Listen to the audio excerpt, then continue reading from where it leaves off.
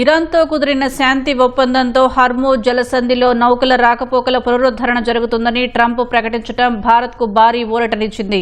Trump ప్రకటనతో అంతర్జాతీయ మార్కెట్లో బ్రెంట్ క్రూడ్ ధర 4% తగ్గి బ్యారెల్కు $84లకు చేరుకుంది. యుద్ధ ఉద్రిక్తతల సమయంలో ఇది $119 మేర ఉంది. Saudi Arabia, Iraq, UAE, Qatar తదితర గల్ఫ్ దేశాల నుంచి భారత ఇంధన దిగుమతులకు హార్మూజ్ జలసంధే ప్రధాన మార్గం. హార్మూజ్లో రాకపోకలు సజావుగా సాగితే ఇంధన సరఫరాపై ఆందోళనలు తొలగిపోతాయి.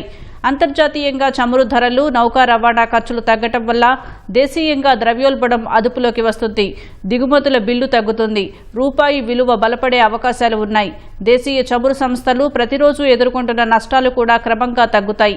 విమానయానం, రవాణా, ఎరువులు, పెట్రోకెమికల్స్ వంటి కీలక రంగాలకు చమురు ధరలు తగ్గింపు మేలు చేయనుంది. ఉద్రిక్తతల సమయంలో దేశీయంగా ఇంధన కొరత రాకుండా ఉండేందుకు భారత్, రష్యా, ఆఫ్రికా, అమెరికా వంటి ప్రత్యామ్నాయ దేశాల నుంచి దిగుమతులను పెంచుకుని వ్యూహాత్మకంగా వ్యవహరించనుంది.